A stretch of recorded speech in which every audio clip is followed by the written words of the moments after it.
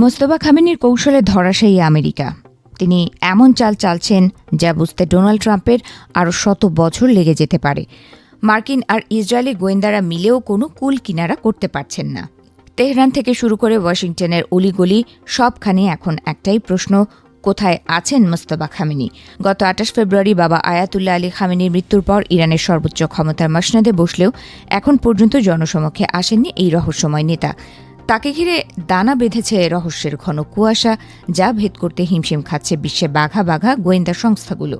New York টাইমসের সাম্প্রতিক এক প্রতিবেদন যেন সেই রহস্যের আগুনে আরও ঘি ঢেলেছে। প্রতিবেদনটি বলছে, মোস্তফা খামেনি এখন এক অদৃশ্য ছায়া হয়ে দেশ চালাচ্ছেন। কোনো ভিডিও নেই, কোনো অডিও নেই, এমনকি স্টেট টিভিতে তার কোনো জীবন্ত উপস্থিতিও নেই। কেবল সরকারি ঘোষণাপত্র পাঠ করে শোনানোর মাধ্যমেই দেশবাসী জানতে পারছে তাদের নেতার অস্তিত্বের কথা।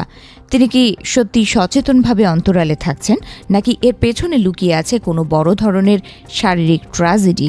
তা নিয়ে শুরু হয়েছে তোলপাড়। ভয়ঙ্কর তথ্য মিলেছে তার শারীরিক অবস্থা নিয়ে। বলা হচ্ছে, যুক্তরাষ্ট্র ও ইসরায়েলের সেই যৌথ হামলায় মোস্তফা মারাত্মকভাবে আহত হয়েছিলেন। তার মুখমণ্ডল এতটাই ক্ষতিগ্রস্ত হয়েছে যে প্লাস্টিক সার্জারি ছাড়া তার সামনে আসা প্রায় অসম্ভব। শুধু তাই নয়, এক পা হারিয়ে তিনি এখন কৃত্রিম অঙ্গ লাগানোর অপেক্ষায় দিন গুনছেন। তবুও ভাঙা শরীর নিয়েও তিনি মানসিকভাবে অটল থেকে যুদ্ধের ময়দানে অদৃশ্য সেনাপতির ভূমিকা পালন করছেন। নিরাপত্তার চাদর এখন এতটাই শক্ত যে খোদ IRGC কমান্ডার বা সরকারের শীর্ষ মন্ত্রীরাও তার দেখা পাচ্ছেন না। আধুনিক প্রযুক্তির যুগে যেখানে এক ক্লিকেই সব সম্ভব, সেখানে মোস্তফা ফিরে গেছেন মানধাতা আমলের যোগাযোগ পদ্ধতিতে। কোনো ডিজিটাল সিগন্যাল নয়, বরং হাতে লেখা চিঠি এখন তার প্রধান অস্ত্র। সিলগালা করা সেই গোপন খামগুলো মোটর সাইকেল বা সাধারণ গাড়িতে করে পৌঁছে যাচ্ছে দুর্গম পাহাড়ি পথ আর অচেনা সব গ্রামের আস্তানায়।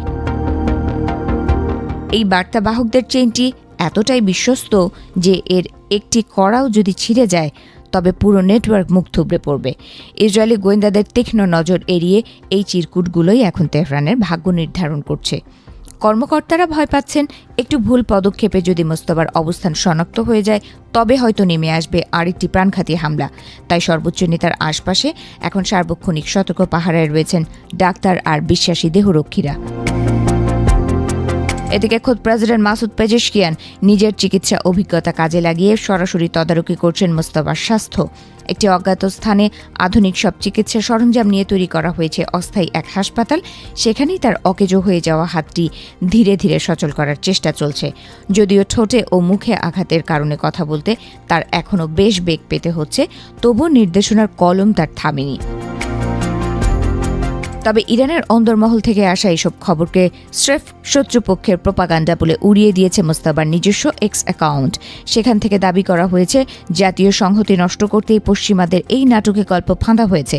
তেহরানের দাবি, তাদের নেতা সম্পূর্ণ সুস্থ আছেন এবং রণকৌশলগত কারণেই তিনি আড়ালে থেকে খেলছেন দাবার শেষ চাল। এটাকে তারা বর্ণনা করছে এক নতুন ধরনের মনস্তাত্ত্বিক যুদ্ধ হিসেবে। মধ্যপ্রাচ্যে এখন এক অস্থির যুদ্ধবিরতি কাজ করছে, কিন্তু তলে তলে বইছে বারুদের গন্ধ। হরমুজ প্রণালীর অচলাবস্থা আর ক্ষমতার এই টানাপোড়েনের মাঝে মোস্তফা খামেনি যেন এক জীবন্ত কিংবদন্তি অথবা এক করুণ ট্র্যাজেডির নায়ক হয়ে আছেন। তিনি কি আবার কখনো জনসমক্ষে ফিরে আসবেন, নাকি এই লুকোচুরি খেলার আড়ালেই বদলে যাবে পারস্যের ইতিহাস? সেই উত্তর আপাতত সময়ের গর্ভেই লুকোনো।